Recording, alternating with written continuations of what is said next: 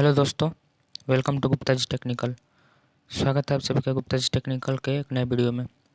तो दोस्तों, बहुत सारे वीडियो के कमेंट्स में आए थे कि नेक्स्ट वीडियो में मैथ का क्वेश्चन सोल्व कराइए।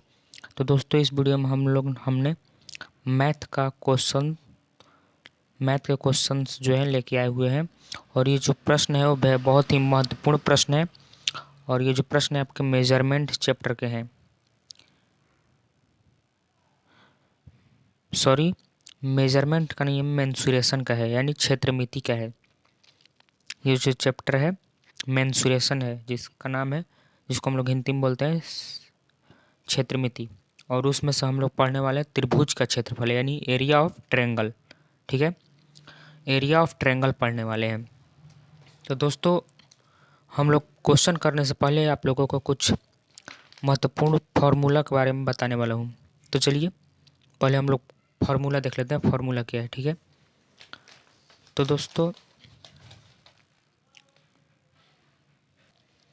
दोस्तों फार्मूला नंबर 1 ले लेते हैं हम लोग। तो हमारा जो फार्मूला नंबर वो 1 है, वो है कि एक त्रिभुज का क्षेत्रफल क्या होता है। यानी जो त्रिभुज होता है, तो त्रिभुज का क्षेत्रफल क्या होता है, यानी त्रिभुज का क्षेत्रफल क्या होता है। तो दोस्तों, त्रिभुज का क्षेत्रफल होता है 1/2 आधार, यानी जिसको हम लोग बोलते हैं बेस, गुने ऊंचाई यानी हाइट। ठीक है, तो त्रिभुज का क्षेत्रफल होता है 1/2 आधार गुने ऊंचाई, नहीं बेस इंटू हाइट। और दोस्तों, एक होता है इसमें त्रिभुज में समबाहु त्रिभुज। तो समबाहु त्रिभुज जो है, समबाहु त्रिभुज का क्षेत्रफल, तो दोस्तों समबाहु त्रिभुज का जो क्षेत्रफल होता है वो होता है √3/4 भुजा स्क्वायर, √3/4 ए स्क्वायर। ठीक है, भुजा को हम लोग भुजा को हम लोग ए से डिनोट करते हैं। ठीक है, और दोस्तों एक होता है त्रिभुज का क्षेत्रफल, जहाँ एक और त्रिभुज का क्षेत्रफल होता है, यानी इसका क्षेत्रफल, जिसको हम लोग लिखते हैं √S into S-A into S-B into S-C। ठीक है, जिसको हम लोग हीरोन का सूत्र भी बोलते हैं। ठीक है, और इसमें होता है जहाँ, यानी जहाँ एस बराबर होता है, यानी जो ये एस है आखिर ये आएगा कहाँ से। तो एस बराबर जो फॉर्मूला होता है वो होता है वो A+B+C/2। ठीक है, तो देखिए आप लोगों को ऐसे तो समझ में, आप लोगों को जो है फॉर्मूला तो मतलब ऐसे समझ में नहीं आ रहा है, लेकिन जिस तरह से हमने लाइन से लिखा था उस तरह से अगर आप लोगों ने ध्यान से देखा होगा तो आप लोगों को समझ में आ रहा होगा। ठीक है, तो उस तरह से आप लोगों ने लाइन से शायद लिखा होगा। तो ये हो गया 3 इम्पॉर्टेंट फार्मूला। और अब चौथे फार्मूले की तरफ बढ़ते हैं। तो हमारा चौथा फार्मूला जो है वो है, और ये जो फार्मूला जो है वो अपने कॉपी पे लिखते चलिएगा। तो त्रिभुज का फार्मूला एक और होता है, त्रिभुज का क्षेत्रफल बराबर होता है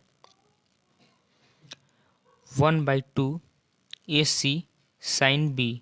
ठीक है, AC sin B, ये जो वैल्यू दिया रहेगा, यानी क्वेश्चन में जो वैल्यू दिया रहेगा उसके अकॉर्डिंग ये फॉर्मूला लगेगा। ठीक है, क्वेश्चन में जो वैल्यू दिया रहेगा उसके ही अकॉर्डिंग ये लगेगा। ठीक है, तो चलिए हम लोग क्वेश्चन को करना चालू करते हैं। तो दोस्तों, हमारा जो पहला प्रश्न है वो है यहाँ पे, यदि किसी त्रिभुज की भुजाएं, यदि किसी त्रिभुज की भुजाएं,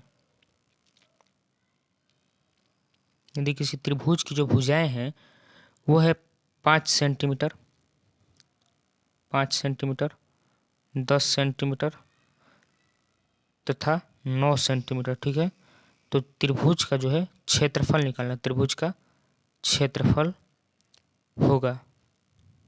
ठीक है, तो यहाँ पे देखिए दोस्तों, किसी त्रिभुज की जो है भुजा है वो 5 सेंटीमीटर, 10 सेंटीमीटर और 9 सेंटीमीटर दिया हुआ है। तो यहाँ पे हम लोग को त्रिभुज का क्षेत्रफल निकालना है। तो दोस्तों अब यहाँ पे देखिए दे दिया है, 3 भुजा दे दिया है। तो यहाँ पे दोस्तों जो है वो कि त्रिभुज का जो क्षेत्रफल है वो किस प्रकार से निकलेगा। तो आप लोगों को एक फॉर्मूला बताया, under root S into S minus A into S minus B into S minus C. ठीक है, तो दोस्तों ये एस कहाँ से आएगा, तो एस बराबर भी हमने फॉर्मूला बताया A plus B plus C by 2। ठीक है, बताया। तो चलिए देखते हैं। तो ए प्लस बी, एस बराबर A plus B plus C by 2। और क्वेश्चन जो है, क्वेश्चन को पहले कॉपी पे ज़रूर नोट कर लीजिएगा। ठीक है, क्योंकि क्वेश्चन एक बार मिटाने के बाद दोबारा आता नहीं है। ठीक है, एस बराबर A plus B plus C by 2 होगा। इसको छोटा छोटा लिख लेते हैं साइड में। ठीक है, एस बराबर A plus B plus C by 2। ठीक है, और जहाँ पे ए बराबर दिया हुआ है 5 सेंटीमीटर, बी बराबर दिया हुआ है 10 सेंटीमीटर और सी बराबर दिया हुआ है 9 सेंटीमीटर। ठीक है, तो ए की जगह पे 5 प्लस बी की जगह पे 10 और सी की जगह पे 9 लिख के बाई 2 कर देंगे। ठीक है, 10 9 19 और 19 5 हो जाएगा 24। ठीक है, 24 बाई 2। और जब इसको आप कटाएंगे तो 12 सेंटीमीटर आ जाएगा, यानी एस बराबर जो आ गया वो 12 सेंटीमीटर आ गया। ठीक है, तो अब एस की जगह पे 12 रखेंगे। ठीक है, और दूसरा वाला फार्मूला जो है under root S into S minus A, under root S into S minus A into S minus B into S minus C, इस फार्मूला पे बनाएंगे। ठीक है, क्वेश्चन और सॉल्यूशन जो दिखाया लिखा जा रहा है उसको साथ साथ में लिखते चलिएगा, नहीं तो फिर आपको बाद में समझ में नहीं आएगा, क्योंकि एक बार हटा देने पे फिर दोबारा नहीं आता है। तो हमारा त्रिभुज का क्षेत्रफल निकालने का फॉर्मूला था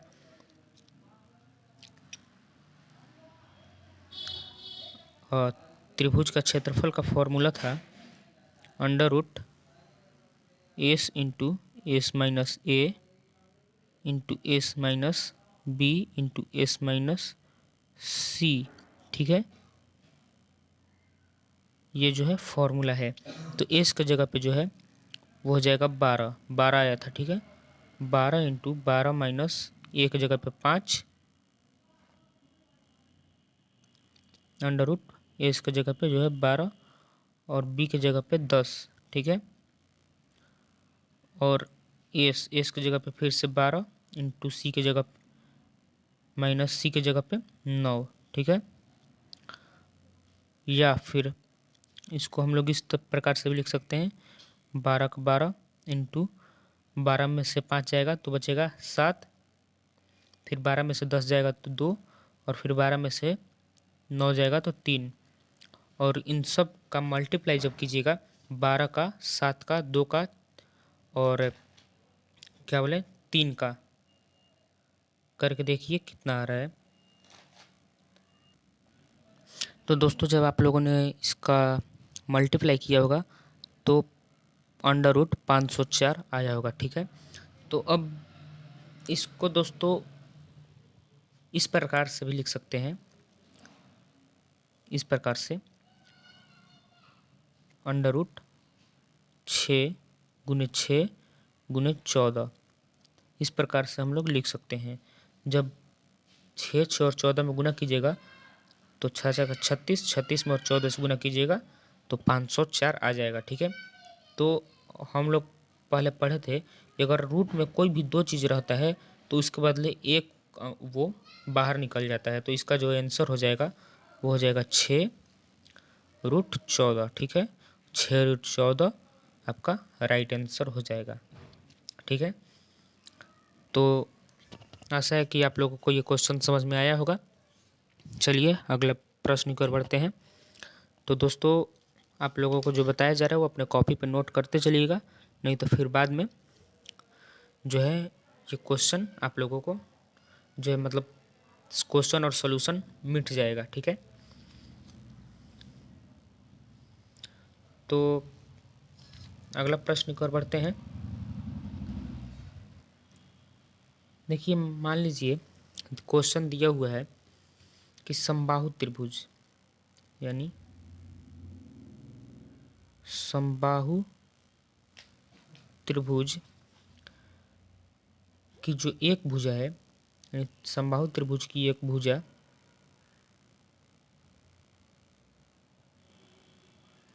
वो है 10 सेंटीमीटर। ठीक है, समबाहु त्रिभुज की एक भुजा जो है 10 सेंटीमीटर है तथा समबाहु त्रिभुज की जो यानी एक समबाहु त्रिभुज है ए बी सी। देखिए इसको शॉर्ट में करके लिखते हैं, यानी समबाहु त्रिभुज ए बी सी की एक भुजा जो है वो है 10 सेंटीमीटर। ठीक है, और दूसरी समबाहु त्रिभुज है जिस त्रिभुज डी ई एफ, ठीक है, जिसकी भुजा है 5 सेंटीमीटर। ठीक है, तो त्रिभुज ए बी सी तथा डी ई एफ जो है उन दोनों का क्षेत्रफल का अनुपात बताना है। ये जो त्रिभुज ए बी सी और डी ई एफ है, इन दोनों का जो क्षेत्रफल है उसका अनुपात बताना है आप लोगों को। ठीक है, क्वेश्चन इस प्रकार से समबाहु त्रिभुज ए बी सी की एक भुजा 10 सेंटीमीटर तथा समबाहु त्रिभुज डी ई एफ की एक भुजा 5 सेंटीमीटर, तो त्रिभुज ए बी सी तथा डी ई एफ के क्षेत्रफलों का अनुपात क्या होगा।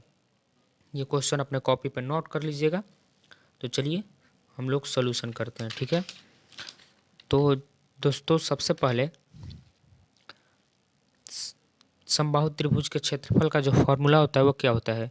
तो समबाहु त्रिभुज के क्षेत्रफल का फॉर्मूला होता है √3/4 इंटू ए स्क्वायर। ठीक है, तो पहले हम लोग पहले त्रिभुज ए बी सी का त्रिभुज ए बी सी जो है उसका हम लोग क्षेत्रफल निकाल लेते हैं।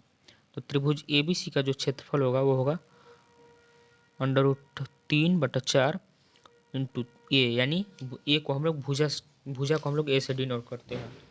तो यहाँ पे 10 है तो 10 का स्क्वायर। ठीक है, तो √3/4 गुने 100, यानी 10 का स्क्वायर कीजिएगा तो 100 आएगा, और जब इसको काटिएगा तो 25 आएगा। ठीक है, तो 25√3 इसका आंसर हो। पहला का जो आएगा वो आएगा 25√3। ठीक है, 25√3। और इसी प्रकार से जब हम लोग दूसरे त्रिभुज का निकालेंगे तो √3/4 गुने दूसरा त्रिभुज की भुजा है 5 सेंटीमीटर, यानी भुजा को हम लोग ए से डिनोट करते हैं तो उसकी जगह पे हम लोग 5 रखेंगे, तो 5 का स्क्वायर करेंगे तो 25 आएगा। ठीक है, तो 25 आएगा। तो दोस्तों हम लोग 25√3/4 इंटू 25 है, तो इसको हम लोग इस प्रकार से भी लिख सकते हैं, यानी 25√3/4। तो दोस्तों पहले इतना आप लोग कॉपी पे नोट कर लीजिए, फिर उसके आगे चलते हैं। देखिए यहाँ पे समबाहु त्रिभुज का पहला भुजा 10 सेंटीमीटर और दूसरे समबाहु त्रिभुज की भुजा 5 सेंटीमीटर। पहले का √3/4 इंटू 10 स्क्वायर √3/4 गुने 100, 10 का स्क्वायर कीजिएगा 100 कटाएगा 25, 25√3। ठीक है, दूसरे का √3/4 गुने 25, और ये कटेगा नहीं तो डायरेक्ट इसका मल्टीप्लाई 25√3/4। ठीक है, तो 25 पहले का आया 25√3। ठीक है, और दूसरे का आया 25√3/4। ठीक है, तो हम लोगों को अनुपात निकालना है, तो अनुपात निकालने के लिए पहले वाले का बटा यानी त्रिभुज ए बी सी बटे में त्रिभुज डी ई एफ का लिखना जरूरी है, यानी लिखा जाता है।